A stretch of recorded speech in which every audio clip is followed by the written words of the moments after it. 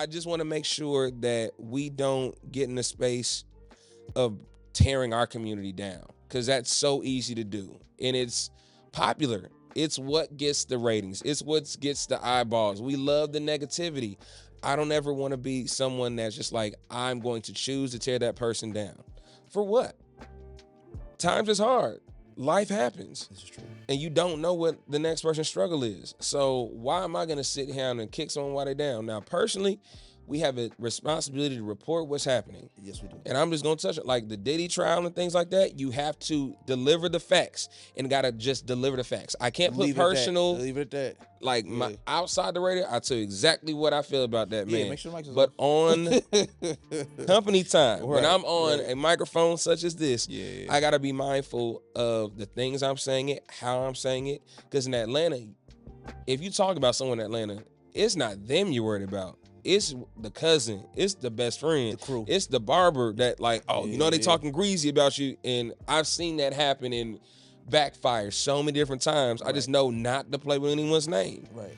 whether in life or in death. Hello, everyone. This is Ty Slatter, and welcome to a new edition of Real Talk with Ty. And I have a very special guest here today. I have Sam Sirmons, aka Syndicated Sam, aka the Real 6'5", aka Chirp BSU alumni. Been around the world and back again, and he found some time to not only come from Atlanta, the Mecca. He came back home. We in Kokomo, but we back home nonetheless to do this interview, man. I just want to say thank you. Man, it's an honor to be here with you, man. appreciate it, True peer of mine from the Ball State days. Man, Congratulations to you on this platform. Thank you, man. Continue to run with this. thank you. And like we're coworkers, work for the same company. So Man, we you know, do. It's just I love how full We circle this alumni has come. again, right. So Yeah. from BSU to Radio 1, Urban 1, we family, man. So again, this was my mentor. This is the guy that, showed me the ropes, took me under his wing when I got the Ball State as a freshman, and helped us become the first freshman to get our own show. Like, we didn't have to go through the automation. We was able to just have our own specialty show, which is something they never did. It was completely unorthodox and unprecedented at the time. Absolutely. And you were a major contributor to that. And I want to thank you, man, because it's been onward and upward from there. Thank you. So thank you, man. I honestly do feel that your show was absolutely a derivative of what I was able to do at WCRD, and y'all took it and ran with it. And we did it when Twitter was in its infancy, so we was going Man, crazy with it. I'm telling you, Woo. the guerrilla marketing we were doing virtually was second to none. And Man. that was a time. It was was beautiful. it's an era before Beautiful. a large cancel culture. We were just having fun. We was just some black kids on the radio. Man, I'm talking before Facebook had a live and we was on Ustream TV going uncut in Talk between about commercial breaks, talking about any and everything. Talk about trending it. globally. Yeah. Globally trending. As a freshman was just unheard of. And man, I did y'all take big it one. back. I gotta give you your flowers, We- man. thank you, Y'all man. definitely did y'all big one.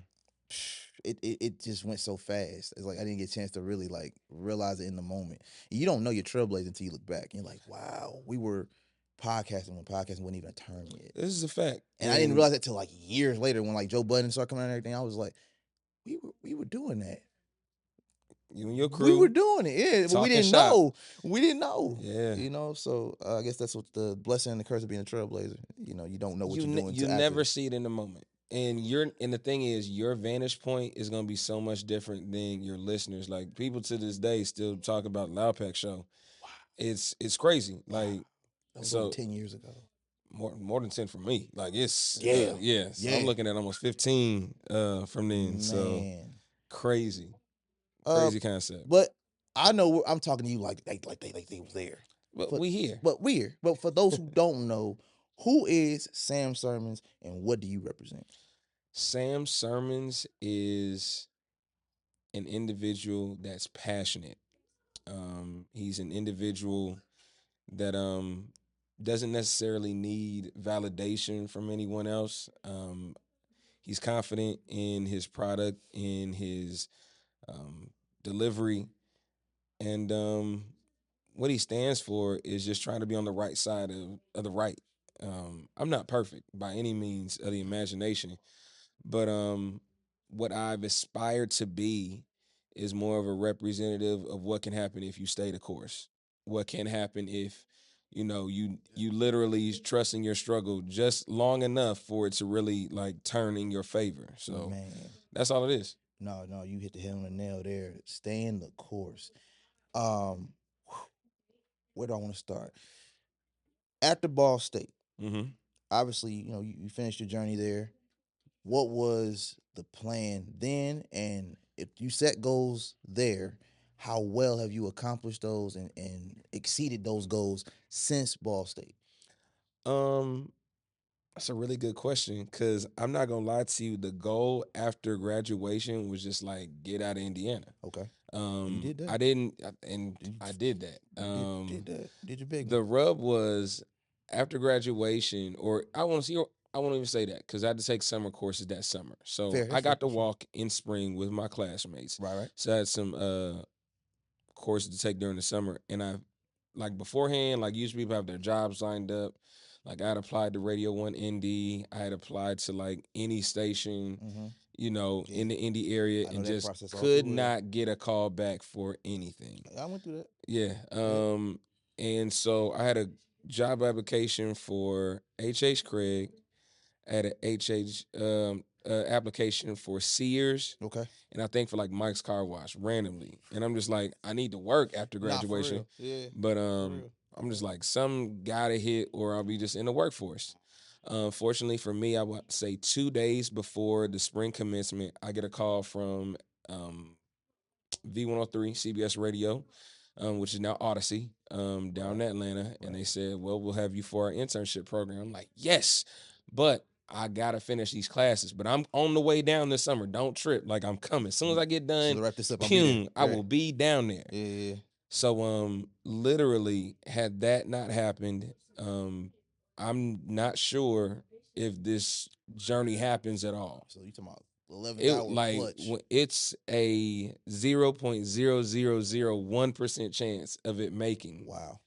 and it happened. I'm grateful that it did. I'm grateful for my V103 family that stuck it out and just says, we don't even take interns this late, but hey, if you're gonna come, we got you. We got a place for you. Make it And I happen. just wanted to make sure I didn't waste their time. That's valid. Moving from Muncie and Indiana as a whole, just like if I packed my whole life up, like I can't come back. Right. I gotta make it work in Atlanta, and I'm right. grateful that the almost the fear and anxiety of coming home kept me like, nah, you're gonna go get this. So you're gonna sell shoes, you're gonna design websites, you're Yeah. gonna sell you're gonna be a substitute teacher for a while. Like I just I did did that too. whatever That's funny. to, I did that too. make it make sense. Yeah. And I'm grateful that, radio really panned out where instead of it being the late night hour job, it turned to the full-time job.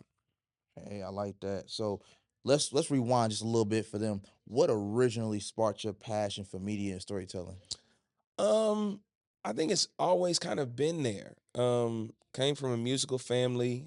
I, was in choir.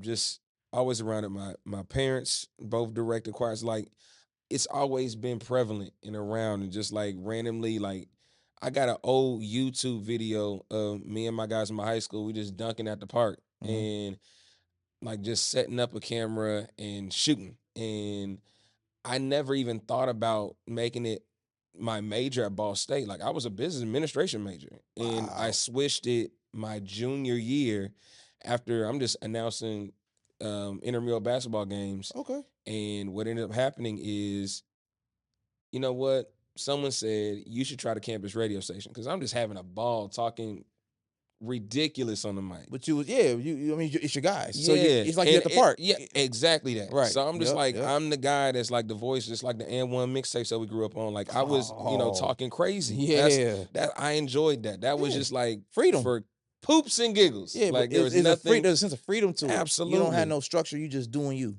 and just freestyling. And Yeah. then someone said, "Hey, you should really try the campus radio station." So I'm Mm. grateful. And shameless plug, Ball State Super Party did change my life. If I don't Wow. go to that event and see everything that That they had to offer. the TCOM I remember that. had to offer, including the Yeah, radio I station, remember that. I don't change majors. So that's a pivotal point, like that singular event. If I don't go that night, I don't know where I'd be today. But I feel like once I found it, I'm like, this is it. It's funny. And my first day was February 25th, 2009. Okay. Called my mom and said, first off, happy birthday. So Right, mom's right. birthday is on February 25th. But then I'm like, hey, Right. I'm getting ready to change this major because I think I know what I'm doing the rest of my life now. So to really just tell her, like, hey, this is what I like, and I think I'm going to be good at it. And then here I am being able to provide for her with this career. Yeah. Can't beat it. I feel that that this is it moment. Mine was a slightly different. I didn't decide to go to college really till like my second semester of my senior year in high school, like last minute. I just knew I had no parents that said either you got military or college. You can't stay here. That's real. So they gave me the ultimatum. I got to be out the house by June. So it's all right. So I started putting applications and I got in. And for me, what sold me on Ball State out of all the schools that I got offers from was WCRD. So I saw so before the Super Party, before all of that, before I even got accepted, I did a campus visit, and I went to David Letterman building, and I saw WCRD, and there was somebody doing a show at the time. I don't know who, can't tell you who it was. And I just saw through the glass. I pictured myself in there in that studio with the boards and the mics, everything. I visualized it, and I said, "This is it." I went through the process that most people go through in college and high school, where I was changing my different decisions on what I wanted to do. Now. Because we had a career center, so I did all the stuff that most people do. They like freshman, sophomore, Yeah. junior. They switch majors 2-3 times. I did all that in high school. So by the time I got to Boston, Coming in focused, you had a leg up I knew already. exactly what I wanted. Man, that checks running out. into you at the initial meeting, I think we had it may have been a super party, and then the first staff meeting. I think that's how the order went in, and that was it for me. I was like, this is it, and that's how I met AJ and Walter. We all met at that first staff meeting, that very first one in that one of them rooms, one of the classrooms, one of the classrooms, and that was it for me. So that this is it moment. I had that when I did my campus visit. That's really dope, man. Yeah. That's dope. They sold me. Shout out to Ball State. Shout out to Ball State, man. Great marketing. Great marketing. Education redefined. Shout out to Jogo. I'm a Jogo product. I know the new president's cool. Shout out to Dr. Jeffrey Mearns, but Dr. Joanne Gora. That was my dean. That's absolutely forever grateful for her. So let the world know that doesn't know who Syndicated Sam is. Syndicated Sam is well established now. But let's take it back to the beginning, before college, before high school. Like, tell them about your hometown. Okay. Tell them about your background, the park, the basketball experiences. Like, where does the story for Syndicated Sam start? Kokomo, Indiana, is the hometown. Born in the Philippines, though. A lot of folks don't really know that unless they, know me. So, Dad was in the Air Force, and we got stationed at Grissom. I want to say shortly after I was born, so I wasn't even there long enough to really remember it. But Kokomo became the hometown. Born and raised in the church. Shout out to Second Missionary Baptist Church and shout out to Mount Pisgah Missionary Baptist Church. So, Dad was a reverend over at Second. My parents split. I ended up going to Mount Pisgah with my mom, and just really having a real Midwestern homegrown, very I wouldn't say structured, but just like a very balanced upbringing. There's still a structure to it. It might be a little dysfunctional at times, but it's still structured. Yeah, absolutely. Yeah, I feel that. Being able to play every sport allotted to me, like from wrestling, tennis, basketball, baseball, soccer, football. You played every sport. Mom kept us active. Mom and didn't I'm want to grateful. play football. Her baby, she didn't want her baby. Me and my brother could not play. We wanted to. She would not let us play football. Hey, man. We played everything else. Can't do football. Shout out to the PAL program. Played in high school. Did it all. And I'm grateful that, we're early on and, being exposed to the wide range of what life has to offer, especially here in Kokomo, from upper class to lower class, and just being able to maneuver through all of those circles, whether it be professionally, whether it be personally, even the sports of politics and things like that, just navigating it the best way I could. And I think that balance is what kept me as rounded and grounded as possible. And I've had the same best friends since we were in preschool, like the same daycare center. So that's a blessing. For those that, are from Kokomo and, are from old Kokomo that I can talk about now, before we got the bypass, before, all this new stuff we got now, roundabouts every other, light. I'll say that if you went to Kokomo Community Daycare Center, it's like that's where you were grounded, and to really have an emphasis on education. was important, and it was instilled in us early how important it was and what it could be. So I have friends and family that are Greek that we didn't. I don't think we were really exposed per se here in Kokomo, but I feel like the foundations that we had Mm-hmm. around Kokomo, Yeah. from pastors to teachers to coaches, and here we are now. Like I want to shout out to my friend Aaron Barnes, who was during the Kappa Alpha Psi conclave, their 100th anniversary in Indianapolis. He Okay. was the Alpha chapter's president. Oh, So I mean, a kid from major. Kokomo, really like being the face of an entire conclave. That's So that's huge. that was incredible to see outside the Greek organization. And now that I'm a proud member of Iota Phi Theta fraternity incorporated during their conclave right now in Indianapolis. Yeah. My best friends at Alpha. Know several Zetas, several SG rows, several AKAs, several Deltas. It's in really seeing like our upbringing coming full circle and us being leaders in these atmospheres now is really dope because I think the blue collar mentality that we get Mm-hmm. growing up in Kokomo, growing Right. up in the Midwest as a whole has For sure. definitely taken me a lot further in areas such as in Atlanta, such as Palm Springs, California, where I'm not scared to do the work. I'm not pulling back from like, I'm too good to do this. Like, Yeah. no, like I want to talk to anybody. If they want to pull up on me, let's do it. Let's If they do it. want me to pull up on them, I'll do it. Okay. So All right. I think that's the beauty of being from Kokomo, where you feel like you know everyone. Mm-hmm. You're not scared of the big moments because when you play for Kokomo, whether it be basketball, whether it be football, whether it be baseball, like you have a history of success and winning. Now, although personally, I Ah. don't have many titles to show for it, Ah. we put in the work, and Yeah. I was honored to be able to, wear the uniform, having Kokomo on the front or Wildcats on the front. It's something that I still take pride in to this day because not a lot of people can say that. Mm. It's a small fraternity in itself to be a former Kokomo athlete and to still have sanity. So to have a teammate that's played overseas, played in the G League, shout out to Brandon Wood, Hey. doing incredible things. And now Kokomo storied program finally has a Mr. Basketball in Florida Bidunga. So Mm-hmm. he's playing at Kansas now. Hope he has a great season next year. Major. It's just like there's so many names I could throw out just in Kokomo basketball by itself, not including the Kokomo football, which is just storied in itself. Where my brother had a lot of success, won some NCC titles, won some sectional titles. I gotta, show love to the sports program as a whole. Like when That's I was beautiful. a senior, we had our baseball team, win runner up. It was the success is there. We Mm. ran into, some buzzsaws, but we ain't no chumps. It I is feel what it that. I is. feel And that. I'm grateful that we had a sports system that fed from elementary school all the way to high school. And I'm glad to see that some of us continue to play sports and there's some of us that chose to walk away still competed in different areas. So I see that. That yeah, Midwest just vet. I like enjoying that. life. I like. So how now that I know that you're Kokomo's own, how did Yeah. it feel on the way up here? Did you kind of go through some of the old roads on the way up here? Did you Nah, any familiarity nah, or you cause took the bypass? it's no the bypass. I just went straight up like 31, Uh and huh. then I took the back roads. So I recognized that. Okay. And one of the back roads actually intersected on one of the roads. Actually lost a high school classmate our senior year. Mm. So I want to speak proud of her name in her memory, Yeah. Janice Gang. Mm. Shout out to her mom, who is still very much so active. Mm-hmm. As a class treasurer, that was difficult to navigate. Right. We were only like, I would say maybe 2.5 months outside of graduation. And, It's not we heavy. losing someone that was in our classes that was active on sports, played softball, played volleyball, sweet girl. Wow.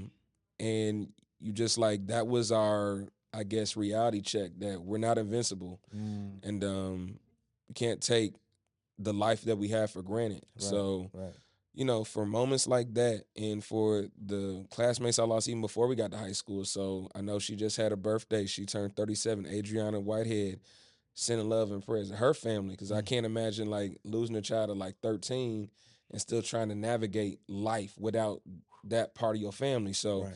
Right. growing up in Kokomo was, especially being a tight knit community like Right. this, Everybody's connected. yeah, and you don't forget. You want to Mm. make sure you speak power to name and just just thinking back right now and Mm. being an adult, and I remember seeing the news where another classmate of mine, Max Levine, got killed at the 500. It's just, it stings. It sucks because I want to see us all grow old, and Yeah, some of us yeah, aren't allowed that. Whether it be yeah. from accidents, whether it be from the hands of a gun or violence, it sucks. But I want to make sure at no point I ever forget those people because their life definitely mattered. Mm. With that, carrying that and harnessing that energy, going into your endeavors and your path. How did your Kokomo experience shape how you moved in Atlanta when it comes to media? Um, I think being a PK comes with its own A like minor celebrity in town. little bit. So I learned quickly that whatever I do, there's gonna be someone that recognizes me and it'll Yeah, get back to the powers that be. yeah, it's true. So I may or may not have ran a red light and was just I was zooming. We all we. Allegedly. All right. And it got back to my mom, Oh boy. and I was like, it's like they lying on me, but if Yeah. it's so understanding that you have a responsibility, even when you're not in front of people, True. You that always are. someone's You going to be represent looking. somebody somewhere Absolutely, at all times. absolutely. Yeah. So understanding that and understanding that everything you do has a product or a consequence. So Yeah. I'm hoping to be productive with whatever I'm doing. I Mhm. don't necessarily want to deal with any, negative connotation with my name because at the end of the day, Right. if someone was to say my name in any circle, I'm hoping that they can have enough respect for it to respect it. Now, if I'm, moving shiesty, I'm cutting people at the knees and this, that, and the other, and Whatever comes whatever after happened, that, it's exactly. I'm warranted. I'm it's earned at that There point. you go. I There you want to say go. I've lived Yep. a life thus far to make sure that that's never the case. I've always tried to lead with responsibility, with integrity, There it is. um, Yeah. and just making sure I'd be proud of me at the end of the day. It used to be I gotta make my parents proud, and then that shifted to like I gotta make sure my god kids are proud, and now I'm shifting that to I gotta make my niece and nephew proud of me. But now I've come to a space where I'm like, I gotta make me proud of me. Oh, word. And that's where I'm at Yeah. now. There it Like I is. can look at the mirror instead of like not trying to look at it anymore. I can actually look Em- directly into them and like, embrace it. you doing all right. You're doing it. You're doing it. You're doing it for sure. Um, just touch on that Atlanta experience. Mm-hmm. It's a media and music capital. We all know that, the Black Mecca. You know, how do you see your role in uplifting that culture, amplifying that culture? My responsibility is to always make sure we don't get caught up in the rage bait.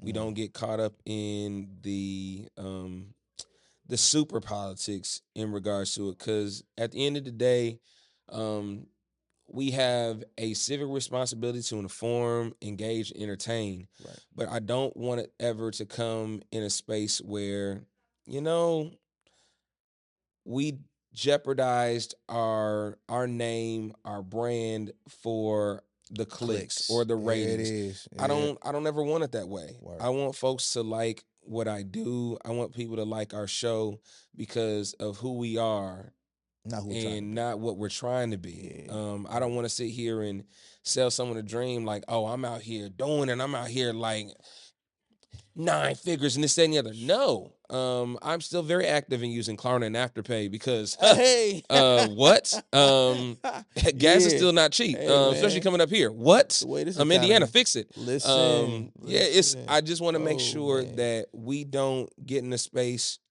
of tearing our community down because that's so easy to do and it's popular. It's what gets the ratings. It's what gets the eyeballs. We love the negativity. You said it. I don't ever want to be someone that's just like, I'm going to choose to tear that person down. For what? Times is hard. Life happens. This is true. And you don't know what the next person's struggle is. So why am I going to sit down and kick someone while they're down? Now, personally, we have a responsibility to report what's happening. Yes, we do. And I'm just gonna touch it like the Diddy trial and things like that. You have to deliver the facts and gotta just deliver the facts. I can't put Leave it at that. personal. Leave it at that. like my outside the radio, I tell you exactly what I feel about that man. Yeah, make sure the mics is but off. on company time, when I'm on right. a microphone such as this, Yeah. I gotta be mindful of the things I'm saying it, how I'm saying it. Because in Atlanta, if you talk about someone in Atlanta, it's not them you're worried about. It's the cousin, it's the best friend, The crew. it's the barber that like, oh, you know they Yeah. talking greasy about you, and I've seen that happen and backfire so many different times. I just Right. know not to play with anyone's name, Right. whether in life or in death. Yeah, we're old enough all of us here are old enough to remember what happened in New York, Hot 97. They called it Shot 97 at a certain Yes, point because people actually pulled up with guns loaded, yeah. ready to go. So And that's we're the old enough thing to about know radio, to though. understand We're that. the only media platform where we're going to tell you where we're going to be, how long we're going to be there, The the setup exact address, laid out. the whole nine. We're going to go live. Like, the thing about Yeah. TV is they may say live, but that's been taped 20 minutes ago. Yeah. Thing about movies is like they're just there for a moment and they're leave. The thing about radios, these people are going to be right there in the moment. like, and they're going to keep being there. So we're not hard to find. Nope. We're accessible. Follow the crowd. It's there. So you just gotta understand, like, you don't want to be someone that is like a bully, and Or a then crash out. the bullies get bullied. Right. Shout out to Zach Randolph. Shout out to Marion Zone. DeMarcus Cousins, Zebo. all them. Yeah. Like, Yep. you just don't want to be someone that is the story. I never want to be the story. I understand that I may, I'll say, how should I put this? He said politically correct. Hold on. How should I say this? Take your time, I brother. may be entertaining, but I don't want to be entertainment. I understand that. That's where it there's a is. difference. Like, I want to say, when I have something to say, it can become compelling, but I don't want to be compelled to act on anything. That's all. Wordplay. I get it. I get that. So That boy went to school. oh, he educated. So in your eyes, what separates the Atlanta creatives from the rest of the country? I think the Atlanta creative is prepared to hustle the most. I don't believe that the hustle doesn't exist in other cities. But what I'll say is the level of like entrepreneurship and just like go get it is extremely higher. Like, and the thing is, the cost to get in is much lower in Atlanta. Say if you were trying to get a 1-bedroom apartment in LA, you looking at like 2,000, 2,500 on the low end. I know. You can make something shake in Atlanta for about 1,100, 1,200, and maybe jeopardizing safety. But some scammers. But For sure. you can make it happen. You can make something shake because you just got to meet one person and connect one dot, and then that one dot can literally open the pipeline to everything. I have experienced that in Atlanta a few times I went. It was a great experience. I love the city. Yeah. It felt like a home away from home in a good way though. I was like, public service announcement: Atlanta's full. Don't move. I don't want you to. No, don't do it. It's Houston cool to said the visit. same thing. Yeah, like, hey, don't move. Don't move here. Stay where you at. Full to the point of fulltivity. So no need. It's great to visit. Come on, Labor Day. You can come Memorial Day. All the stuff. You gotta go home though. You got to go. You got to but go. here, another thing. Ludacris told you Yeah. a long time ago, and I want you to really. I'm looking right into the camera when I say this. When you come on probation, you can come on vacation and also leave on probation. Don't get hemmed up in Atlanta. Don't get hemmed up in Atlanta. There's not a county in the metro that says, you know what, it's going to be cool here. Not Cobb, not DeKalb, not Fulton, not Clayton, not Henry. None of these counties are going to play with you. So understand, if you think you coming down to Atlanta to act a donkey, don't do it. These mayors and these police chiefs have another thing for you, and you'll be in front of a judge. I promise you will. Damn. Clayco got all black female judges. I don't want to meet them at all. So I stay in the house. But hey, that's my public service announcement. Man, okay. So that being said, and then having that experience, and you had done it for years, so you got years under your belt. Yeah. What was that one moment in Atlanta that made you say, "This is why I do what I do"? What was that moment? Like, this is it. This is why I chose this field, and I stuck with it. and I felt like I finally got my just due. This is why. Um, I gotta give a nod to the late great Wanda Smith, and she had a heart for the people. Time out. Is this the Wanda Smith that Cat Williams got into it with? Yes, and I want to say Wanda Smith was a broadcaster's broadcaster I and was remember that. way more than that moment. So I want to personally be on record to say that Wanda, although we didn't agree all the time, Right. the heart that she had for the community was second to none. Like she knew when someone was asking for something if they really needed it or they was finessing. And we had a incident where a person was trying to get this house and had given the person like the first payment and was trying to move in, and then like the actual owners were there and they're like, what are you doing? And basically got scammed. Like there's no way around it. Just got finessed. And that happens so often. But this, like, he moved his family down here thinking it was all gravy. So you have a family that's basically homeless, and it wasn't off the strength of him being ignorant. He just got finessed. And if you don't know the finesse, that's what happens. Like, I ain't gonna hold you. When I moved back to Atlanta, I almost got finessed. The thing is, I sent in an application, but I didn't exchange any money. I didn't give them any like serious hard information that could ever be used or anything like that. Smart. But I had someone look at it like, hey, that house is like actually for sale. How are you gonna rent it? And I was like, oh, like word? So like if I don't share it with someone else, it also helps to have a second set of eyes, you guys. I'm telling you, anything in Atlanta, have someone else look at it too. You can get scammed. Yeah. And this family literally had no resources. So we ended up doing a live broadcast at a local restaurant, had the family on the radio, and I want to say we raised out over 15,000 for them just in like 4 hours. So from the community's outreach, and just literally taking that charge to help out this family, because at the end of the day, you don't have to help the next person. No. You are not obligated to help the next person out. Very But how we should be is when we see someone in need, we should be able to help them the best way we can. There you go. It may not always be financial, but if there's different ways to help. If you got resources, if there's a connection, like, hey, here's a job that would, take care of your house and things of that nature. Resources. Yeah, it changes things. And to see that kind of play out in real time and seeing like the donations, people like literally just driving up, dropping money off and going to work. That was a special moment.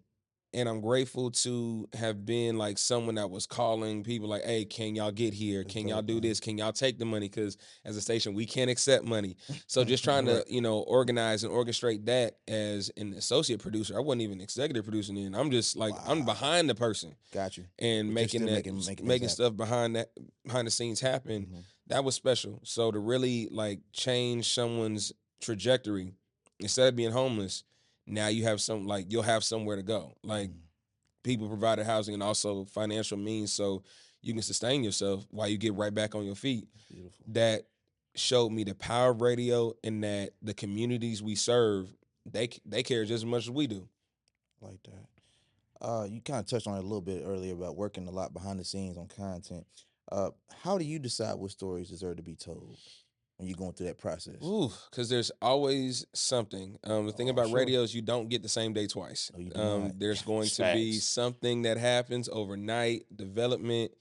There's a lot that goes into it. But what you try to do is what's gonna make someone's either ears perk up or find themselves passionate about what you're saying. Okay. But even when it comes to stories, I think our real lives are just as important as what goes on in the news. Like, if I'm having a bad day and I'm telling you, like, hey, you know what? I had a flat tire on the way here, and it took them like 3 hours to get to me. You reel them in off of It's off just, the it's emotion. real. Yeah. Like, like you in a car, you've had a terrible day, and you just have someone that turns on the radio and just like can sympathize with you, like you hate your boss and you ready to cuss everyone out them out, and you just trying to get home, and because your kids is wilding out, they didn't take out the chicken, and you just hey, I need someplace to unwind. Lord, so the I gotta infamous balance the reality and what we do every day with also making sure they know what's going on. So You basically humanizing your experience. Absolutely. Yeah. Absolutely. I You're can't human. sit here and talk above my listeners. Yeah, At 0 point. I can't. feel I have to talk with them and to them. And Mm. that's the thing that I believe the radio show I produce now, Post on the Corner, we're not talking at our listeners. We're talking to them and with them. Yeah, Like, they can hear themselves back on the radio. We pick up the phone, the whole nine. Like, there's some folks that literally that do radio that do not like people. They don't like people. They don't like listeners. I was They the only just one to notice that. they It carries. You hear it. I will not speak on who doesn't like people, but understand a lot of the people y'all probably like, they Don't wouldn't like you y'all. in person. Nope, they won't even look your way. I'm gonna leave that alone. No, I'm I gonna know. leave that alone. But message. Great segue, because I want to know what the difference is for you between producing content and producing impact. So Because I feel like that goes right into that. it really does. I'll say that the content that you produce is something that can, exist for a moment, Yeah. exist for a little while. Talk to them. The impact is when the radio goes off, Mm-hmm. the red light for on air sign go off. Right. What did it mean? Resonating past just a 2-minute break, resonating past a call in, resonating past, just a school appearance. Mm-hmm. Okay, if you go to a kid's school and Okay. they just see you and okay, cool. Like, that was your community, involvement, this, that, and the other. But the kids get to go home and be like, hey, you know who I met today? And they There shook it my is. hand, they took my There picture it and everything is. like that. That's the impact. The impact. It's Yeah. got to mean something. Mm-hmm. It's got to be more than just like the simple action. Because everyone can just show up, but what are you going to do when you show up? Because at the end of the day, like, say if you had a broken leg right now, Okay. you can sit in the emergency room. Right. That's cool. Right. Hopefully someone takes care of you. But the amount of work that's needed to repair that, from the rehab to, getting it in a boot or whatever the case may be, Surgery and like, all that, you yeah. got to make sure you get seen about. True. It's not just like, all right, well, it's broken. Good luck. Send you on your What way. you gonna do for me? There you go. There you go. It's got to be more than just, That's valid. we pulled up in the van and we played a few records, did a few call-ins, and leave. Like, what's the impression that you left? Because at the end of the day, you may be the only person to ever come in contact with someone they hear on the radio. Okay. Or even when I'll take it a step further. Like, if you win a prize on the radio, I'm usually who you talk to after you do the on-air part, right? Yep. So you got to take the information. I got to make you still feel like you won. So I'm like, hey, congratulations. We appreciate you listening. Yep. Hey, when you get there, make sure you tag us, da-da-da-da-da. Like, I got to keep you excited. Because imagine someone, like, right after you say, oh, you won $500 on a winning weekend. You hype and you got, all right, so what's your name? Yeah, seriously. What's your phone number? What's your email? Like, hey, I need you get me a little more excited. Like, are you happy for me that I won? I need to know. You sound like a hater. Bro, why you mad? Right. I know you can't win, but damn, why you mad? So I know you're familiar a little bit with the Indiana radio, so you know Tina Cosby. Yes. I do. I produce Community Connection first. Okay. So I'm over at Praise. Nice. So again, I have that same experience with even her regulars when we do the giveaways and we do the phone calls, that you could tell they're happy. Even if they won already before, they still are happy that the radio treats them like family. They like that family feeling. They like that experience. And because we both were behind the scenes more so than anything, is there ever a moment where you felt unseen or underrated as a creative? And if so, how did you push through it? Absolutely. That is the business, unfortunately. It's what comes along with it. It's from a standpoint of, all right, I'm trying to do this. I put it out there and you get like 1 or 2 likes on it. And just like, this is really good. Like, it's getting past that point of understanding it's like, it's not for the mass consumption the way you think it is. Now, you have the platform, you have the microphone in front of you, but at the end of the day, I'm just looking to resonate with at least one person a day. Because that one person is going to either continue to be an advocate and tell everybody about it. They're going to vouch for you. Or, exactly. They're going to vouch for you. I need the I know mouthpiece him. that, yeah. He's solid. Yeah. It's either that or I turn someone off and I never get them back. Yeah, and the thing about Atlanta radio is you have all the variety. Like, it's not just, growing up in Kokomo, we only had one station that reached here before they changed the frequency. Before TLC was on 106.7, it was It was on 5. 105.7. Yeah, I remember that. And I mean, that was what we listened to. Right. So then imagine me when they changed frequency and, now we ain't got it no more. You got to be in Indy just to hear that station. It don't reach out here no more? It does not reach out here. Oh, wow. Like, that's the thing. Like, when the Wow. frequency shrunk, and this is all stuff I've learned after the fact. So the station frequency for 105.7 was a 100,000 watt signal. No, So Ed told me that. Ed Montgomery we talked about that. So he did. You can be in Marion, Muncie, That's right. Anderson, all these places around Mhm. that have a black population and still be tapped in to what Indy was doing. Wow. The thing is, once they sold stations and things like that and had to flip over, and Radio 1 took 106.7, it was a exchange, and that's how the radio business works. When you not lose licensing, it's when they exchange companies and bought out. Yep. So it sucked. Imagine you just like having you feel heard, because Kokomo has radio stations. Right. 2 radio stations. I won't say their names, but some that I personally didn't grow like. Right. They weren't marketing to me. Yeah, it wasn't I'm glad they have some now, and I think that's great. That's good. But growing up, it was 2 major radio stations here that played top hits and hot country. Personally, that wasn't my demographic. Yeah. But now, being in the space to understand that now Radio 1 owns 50% of the indie market and has that station back. So if they ever so chose to flip the frequency back, I'd be here for it. Instead of playing alternative. But now it's more like top 40. Yeah, so I'm not mad at it, but it's like you grow. Right. And you understand that the business of radio is always going to mean something, but even when you have someone as monumental, and I had to tell someone this, Jerry Wade is as big as Tom Joyner in Indianapolis. He was. Rest in peace, man. And in my opinion, I think he may have been bigger. Right. Quiet as kept. Like, Tom didn't come to Indy like that, but Jerry was in the community. In the community. The Lover Man. Quiet Storm. Like, I grew up on Quiet Storm. So I mean, that's something that like a name like that resonates. He was the because of his impact. He did the parties and everything like too. We had the fun, but like Jerry's demeanor, his poise, everything that man stood for. Yeah, man. Like, gotta say his one-on-one. Yeah, absolutely. Speak his name power. Absolutely. Because you gotta know the legends that you stand upon. I'm grateful that I'm able to work in the same company as a Ricky Smiley and such as a Steve Harvey and individuals like that. But I had local legends too. Yeah, no, for sure. Kenny Kicks, absolutely. Vaughn, those are legends, man. To be able to see them every day, those are my bosses now. First Lady, yes, we had them all. Yeah, that's beautiful, man.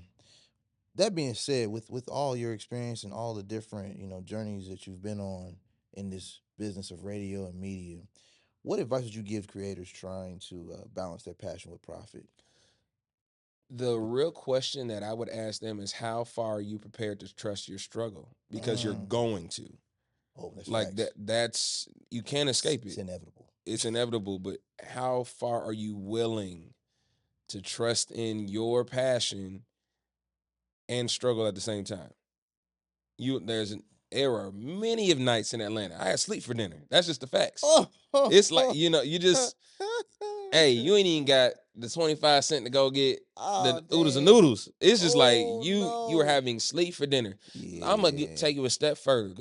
I don't think I may have sold like 5 people this at one point in time, and I'm putting this on record now, so it can't be.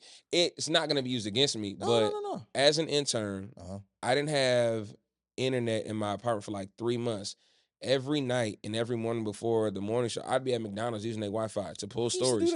So it's like that's the struggle. Like that's how far I was prepared to go all too well, just to make it like make sense. Yeah.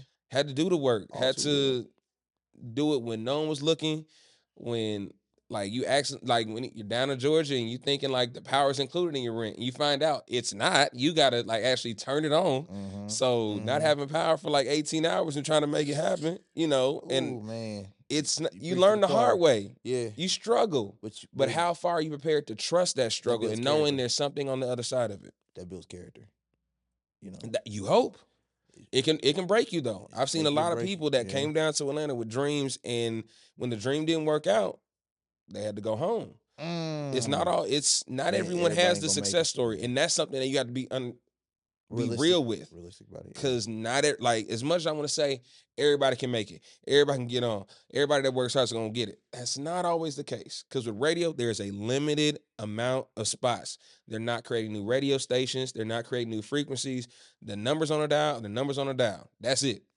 That's real. No more, no less. No, that's real. So those spots, like if someone wanted my job right now, I'm like, I'm gonna need you to be the biggest, baddest MF possible, because you really not taking me out my spot. What I'm able to do, yeah, like I'm not one of those. talk to him. I'm just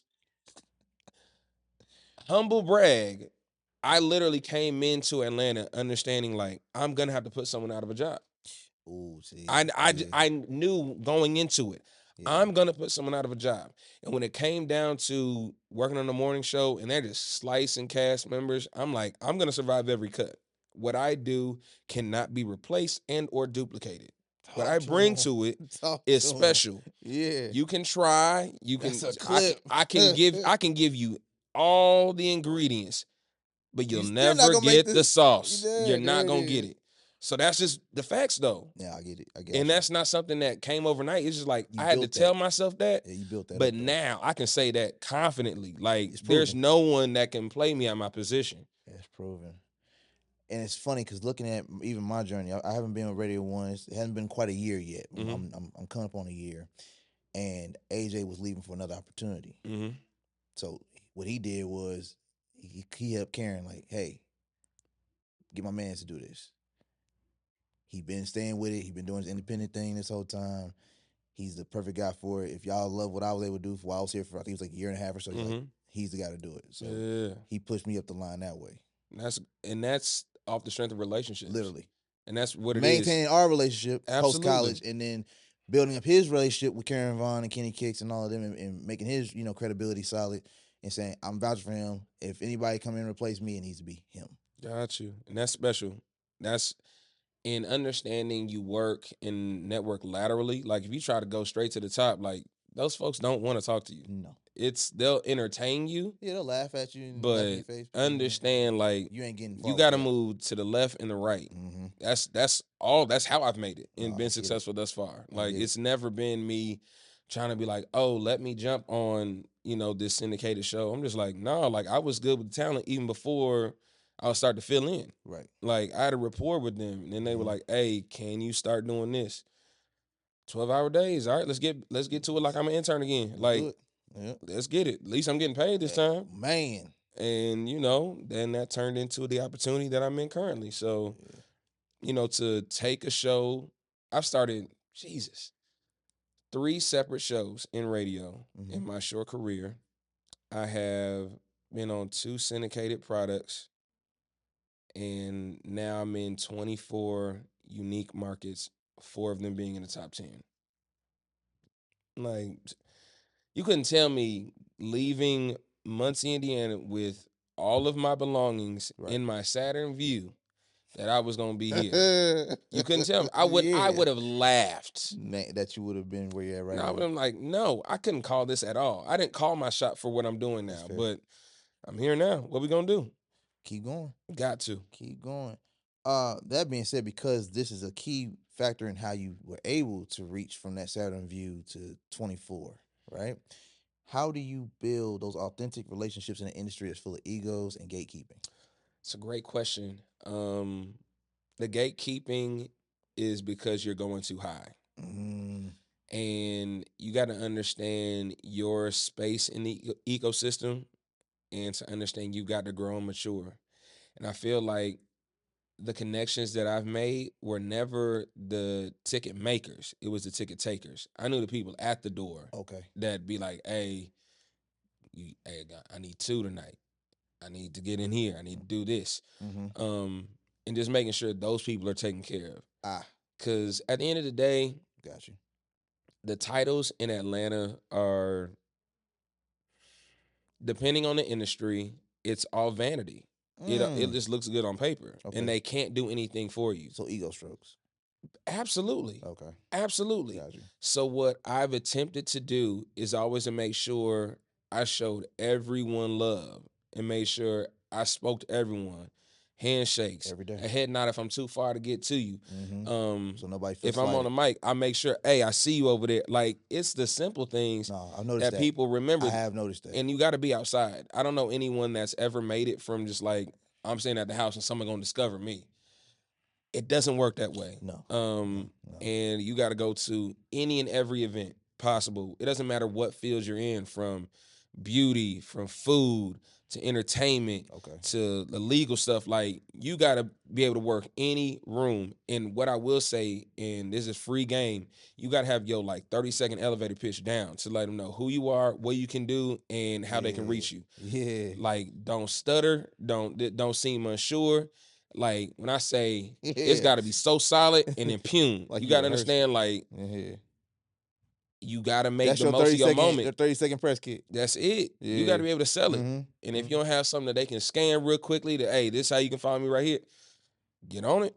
Woo. Get on it. You just never know who you're going to come across. And if you fumbling trying to do this and, I got this, and I want you to hear this, you're already out the way. Yeah. Like, you got to have your stuff ready to go, because you never know when your moment may be. That being said, what's one professional L that taught you a major W? Getting fired. While I was number one in Southern California. That sucked. Not gonna sit here and act like, oh, it was my Jordan moment, this, that, and the other. Like, hell no. I didn't think I was gonna get fired. Like, I'm winning. I'm doing everything y'all asked me to do and then some. I brought a corporate partner to the table. Talk to him. I have a Sprint endorsement. What are we doing? Shout out to Sprint. That's now T-Mobile. If y'all ever want to come back to the table, I'm here. But it's just like, how do I make sure that this doesn't happen again? So not necessarily making sure I don't rock the boat, Okay. but just making sure you always have a pivot, like, on standby. So if the thing is, at that point, okay, when I got fired, I'm like, dog, that was, man, like, I life was over. The relationship I was in had basically just ended. It was literally like Chris Rock in Head of State. It was just raining on me the whole time. I'm just like, what the hell? Damn. But what I learned from that, that's I've turned into a W, is just being like, that next pivot, I'm gonna be okay with, because I've literally done everything I've wanted to do in radio. There's not a stone that's been like, I want to do that. I want to do that.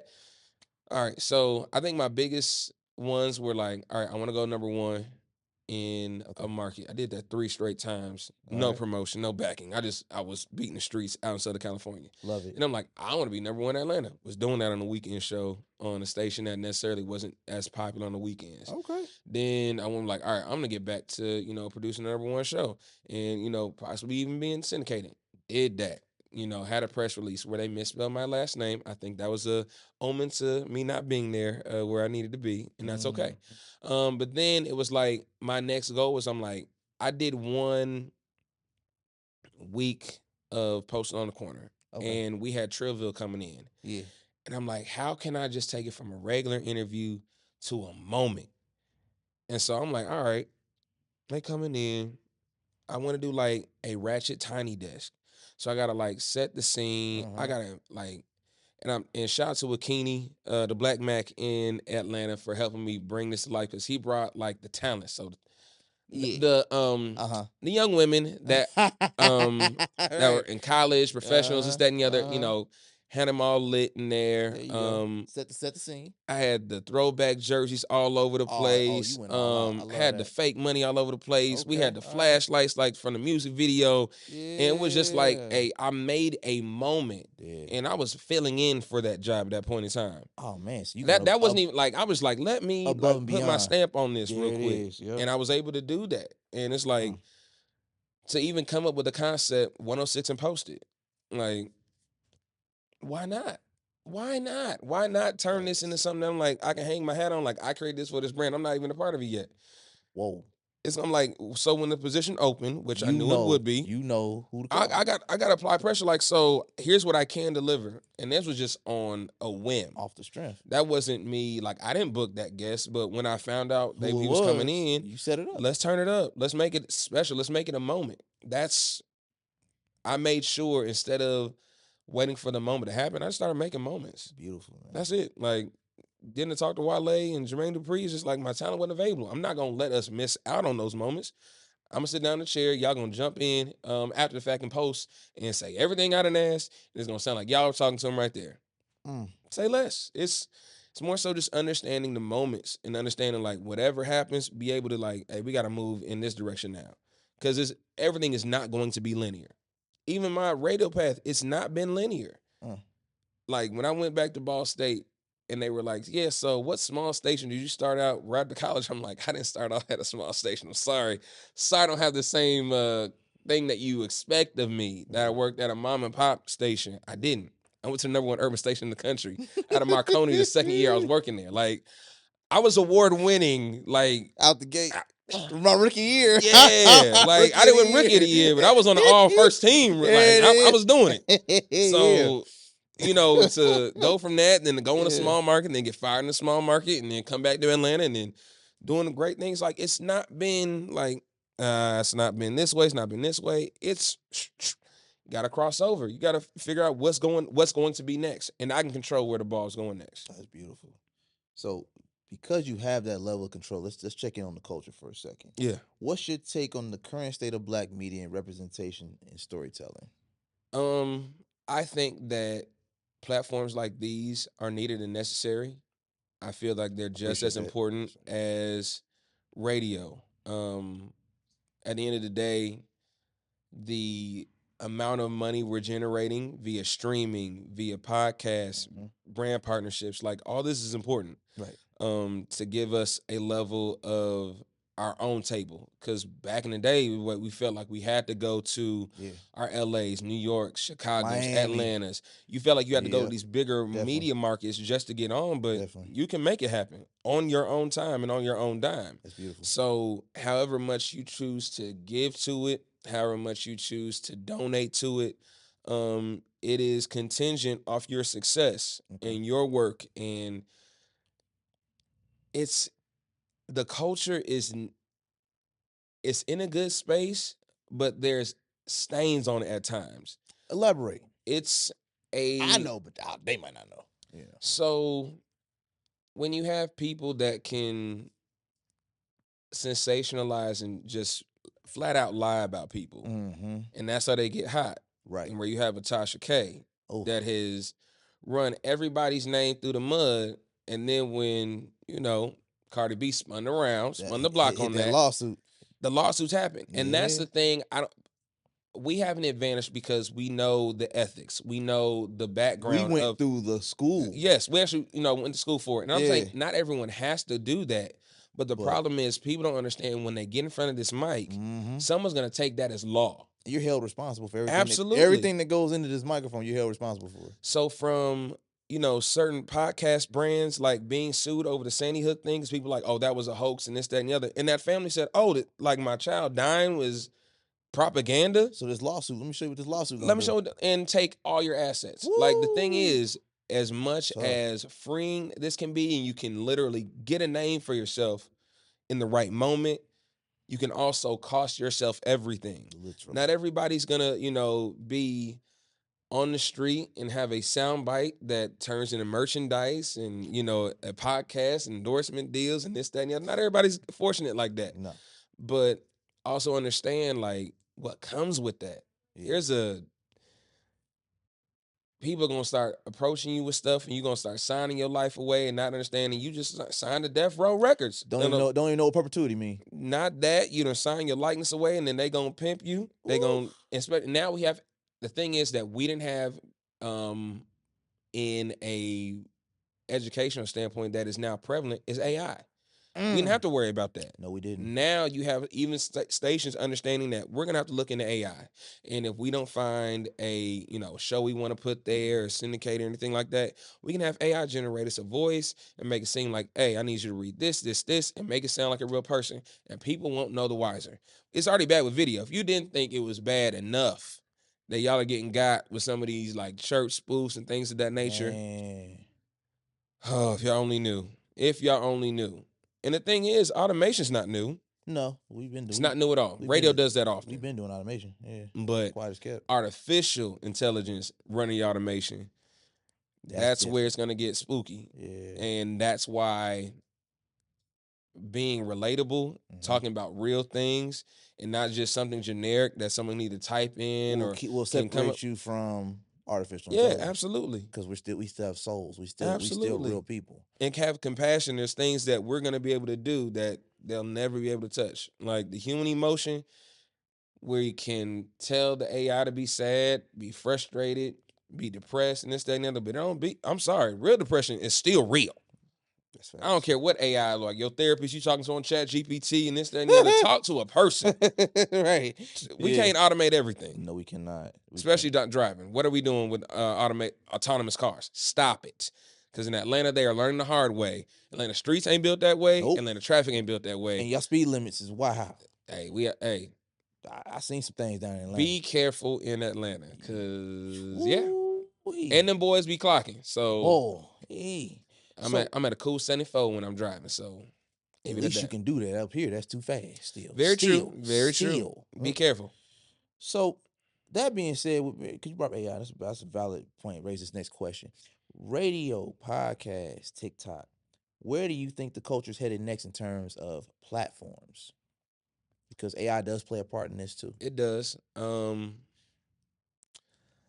I just feel like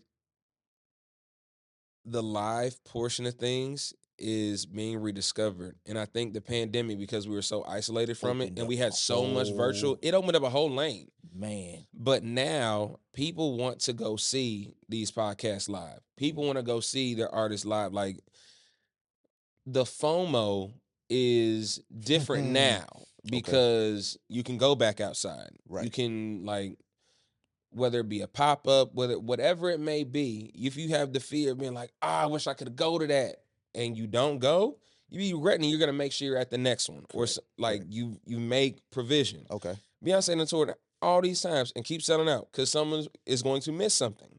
It's not the same show. It's not. There's some artists that, are legacy artists where they have the same set list, same 1-2s, and this, that, and the other, but it's not gonna be the same.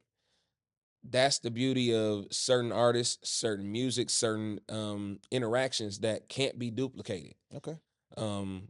That's why, like, a lot of the comedians understand, like, if I'm not good at stand-up, I'm not gonna last long. So I gotta give credit to people like Desi Banks. I'm like, okay, I'm gonna really hit my chops and really get out here to make people laugh. He can do the skits, but he's also doing his chops on the road. He's getting his reps in that way. Okay. From a Country Wayne to, like there's a lot of people that just understand they took their online following and like, I want you to kick it with me when I'm outside. And they've done a really good job at that. Yeah. Channel 85, I think of them too. Absolutely. Yeah, oh my goodness. Yeah. Like, and here's what I say about the 85 South show. Individually, they're all great. Yeah, right. But they understand the brand still is the brand. And they make sure to still feed the brand. Not a lot of people do that. No. Because you've seen podcasts like the Zeus and Miro. Yeah. Seen there was another podcast that just recently broke up. 2 women on there, and just like y'all get so big, and then y'all feel like y'all both are Beyonces of the group, and you just split up. And I'm just like, the people didn't want that. Yeah, I felt that way about Joe Budden when Rory and Mal left. But that's the thing, though. I understood like the business of it, though. There's a personal politics that comes in working with a group.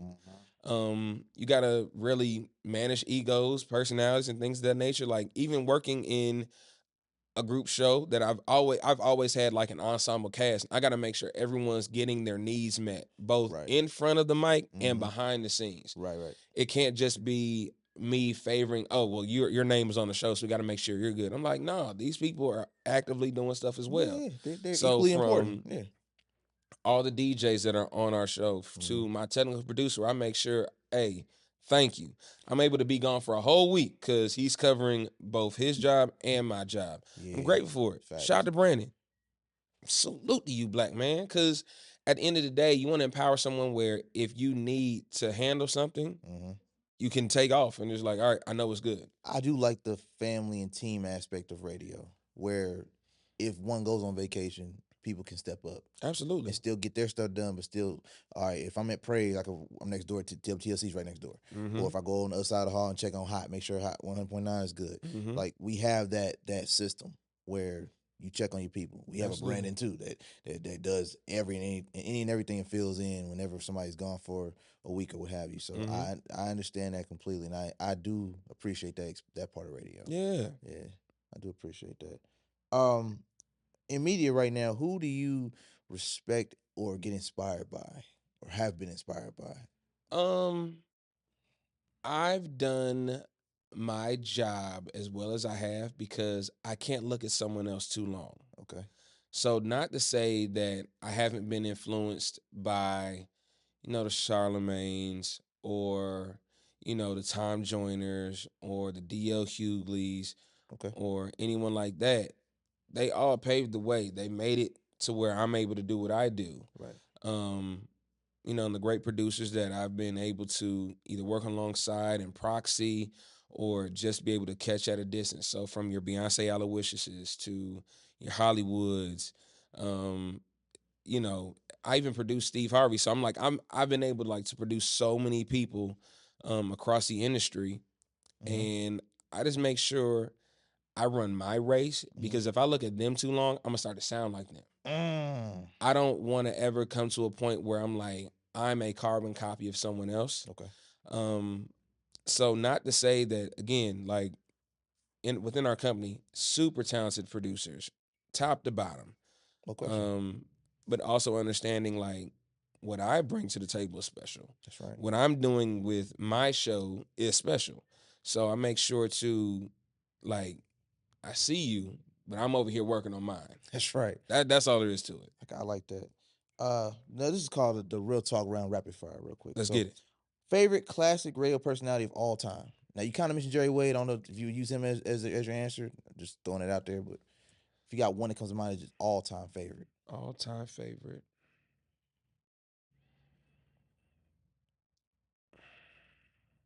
All time. That putting one there is crazy. Most people do like a top 3, top 5, but you know. You know what? I can't remember his name right now, but I remember him doing this rap growing up on. I want to say it was during. Actually, it wasn't a rap. He had people call in during Mystical's Danger, or no, not Danger. It was I think it's Shake It Fast. And he'd have listeners do ooh, nothing. I remember literally trying to call up, and he worked. I want to say it was evenings. He was the evening drive personality, and I do not remember this man's name, but I will say DJ Paul, not Paul Bunyan.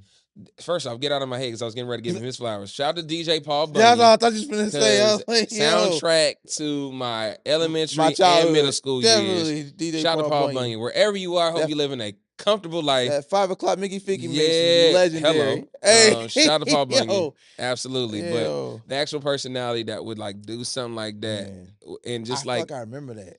That's so crazy. Look, I apologize for not remembering your name right now. Please charge to my head and not my heart because radio was important. Memory. Yeah, that's what I'm saying though. The boombox, man. You unlocked the memory with that one. Okay, I'm gonna let you. So him. Okay. Wherever you are, sir, and we'll put in the caption somewhere. That guy. You know who you are. That guy. Best advice you've ever received. Best advice I've ever received. Respect is not retroactive. Okay. Ryan Cameron gave me that line. And yes, absolute true. Respect. One of the ATL legends for sure. Retroactive. You got that from Barack Obama. So it came from, just falling down to black excellence. You getting presidential level advice. Hey. All right. I'll take it. Yeah. An Atlanta artist you think's about to blow next. Who's next up in Atlanta? I know it's a lot. I know it's a big market. I really think Flipper T's motion right now is one that she's from Atlanta. I thought she Griffin, was Georgia. She from Griffin. Affirmations? Affirmations. She's from I thought she was from Memphis. No, she got that Memphis sound. She definitely got the Memphis sound. But No, she is from Griffin, Georgia. Wow. And we show her I love like heavy. her. I like her. Yeah, I've been in tune. For She's sure. I like her. I feel like she's really got it right now. And when I heard it here in Nap, I'm like, oh, you got motion. You knew. You got motion. Anybody get up here, you know what time it is. Yeah. They usually a little late to the party. Yeah. Quiet as kept. Speaking of which, most slept on platform or tool for creators today in 2025. It's gonna sound like really basic and corny, but their imagination. We didn't really tap into that as much as we do anymore because everyone's trying to jock someone else. I'm glad you didn't go. So like, I thought you was gonna go with that. Nah, like just like literally coming up with something on your own. Granted, you get inspired by things, but literally being able to be like, this is what I want to do. This is something I'm gonna take this random idea. I'm gonna do what I need to do with it, to life. But not literally taking someone else's stuff word for word, bar for bar. Like I've seen that. I see a lot of folks in Atlanta that will take someone else's content idea and literally like do the same thing with no variation. But and here's what I'll say: as someone that has generated a lot of original content, and I've seen someone like literally take my stuff from the radio page and act like they were there. To this day, I have beef with this person, and it's probably one sided because we shake up when we meet. Because I'm not disrespectful, but I was at the White House press pool when the vice president at the time, Kamala Harris, I gotta say that correctly. I do the same thing. No, but I know what it is. Kamala Harris. When she touched down and just getting the mayor, Andre Dickens, to meet her and President Biden at the time and putting that online, and then someone like literally ripped my stuff and put it on their platform. And took credit for it. And I was like, wow. And they really think that they were there. And I'm like, no, you weren't. Like, you weren't there. I'm going to leave it there because if I say anything else, allegedly, I'm talking about someone specifically. And I am. But, yeah, allegedly. Just allegedly. I like that. You got to say allegedly, so there's no lawsuits. I want you to keep this platform, and it's not used at any point in time. I appreciate that. And like, in any legal proceedings. That's love. Thank you. I respect it. All right, so lastly, your like dream guest or interview to produce that you haven't had yet. That, and to be honest, like a wish list. Top of the wish list. If I could sit down and have like a candid conversation with like a round table. I'm gonna give you a round table discussion. So not a one-on-one, a round table. All right. Give me Samuel L. Jackson. Okay. Give me Brandon Scott, the mayor of Baltimore. Okay. Give me He doing it right now. Absolutely. He making waves. I met him once and I'm just like, I'm manifesting that. Yes, okay. Absolutely. No, for sure. Give me, because it hasn't happened in a while, because he doesn't have to do radio anymore. Give me Kendrick. Give that. And also Kendrick Lamar, for those of y'all that don't. We know when he just says first name. When you that big and they don't say your last name. At that point, he's that guy. He's that guy. He's like now. Prince now. And give me Stevie Wonder. I want to get those four in a room. I want to have conversations about everything culture-based, our reality-based. I'm touching every facet of entertainment in that conversation. Lastly, where do you want your legacy to be in this space? When it's all said and done, when they say, who was Syndicated Sam? What do you want them to say after that question is popped? I want people to say that he gave a damn. That he knew the value of the people, of the community. He did his best to make sure it was always put in the best light. He was human, but he literally tried his absolute best to make sure that needs were met. Okay. That's what I hope. And the thing is, I'm never going to see that legacy. I've come to the understanding of everything that I'm doing now. I'm not gonna see the real benefit until I either retire or long after I'm gone. And the thing is, what I've done has to outlive me. Man, I felt that. It has to. It has to. That That's has what I'm that's striving what that's for. what we're doing for. That's what legacy is. It's got to last longer than you. Because selfishly, I don't want to ever pass away with the baton in my hand and like, Not give okay, I it to didn't the hand next it off. person. You know, There's a lot of people that have transitioned with the baton in their hand, Yeah. and there was no real replacement. I don't ever want to be that. and some of them they did it intentionally. They didn't Absolutely. want to pass. They wanted to Absolutely. bury the baton with them. Absolutely. Yeah, I don't want it that I way. don't want to be that guy. I want the next person to take what I did, elevate it. Be 10 times the producer I was. Be 10 times the personality I've ever been. That's what I'm hoping for. Damn, I felt that. I want to thank you, man, because I know you're a busy man. You took time out to not only come back home and pay your hometown a visit, but come and see your little brother do his thing. And I appreciate it, man. As a mentor, you've been nothing but short of amazing to me, man, and just the inspiration from day one. I appreciate that, And man. I want to thank you. Thank you. It's, a lot of folks that I've come across from Ball State to, career-wise, things like that.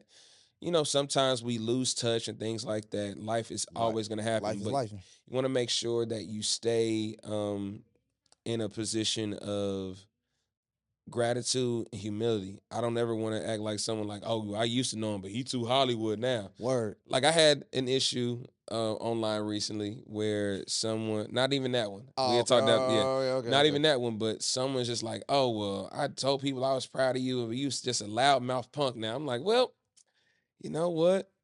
I gotta take that. If that's what your opinion of me was and is, that's cool. If that like I can only be me. I can't please everyone. True. But for the consensus to be like, he was all right. I can be cool with that now. I'm not trying to be like, I just want to be like, he was all right. I respect it, man. But let the people that just got a chance to get to know you, who you are today, as we introduce Syndicated Sam to the world, let them know where they can find you, how they can connect with you, and how they can support your work. All platforms at the Real 6 and the number 5. That is TheRealSix and number 5. Executive produced Post on the Corner, nationwide, in a city near you. Check it, all the cities at postonthecorner.com. DJing all over the place, from Atlanta to Arizona to Cali, back up in Indy, just all over the place. I'm probably in a city near you. I post where I'm gonna be at, where I'm the whole nine. So I promise you, I'm not hard to find. You can Google me. That's one of my favorite things to say. Plenty of write-ups. So shout out to this one being gonna be moved up to the top of it. So I want to thank everybody for tuning in to this special edition of Real Talk with Ty. And if you haven't already, make sure you follow me at Ty Slatter on all social media platforms. Don't forget to like, comment, and subscribe to Ty Slatter on YouTube. And you can check out tyslatter.com for more updates, more episodes. And for those that haven't came to Real Talk with Ty yet, this is for you. Come on. We're waiting for you.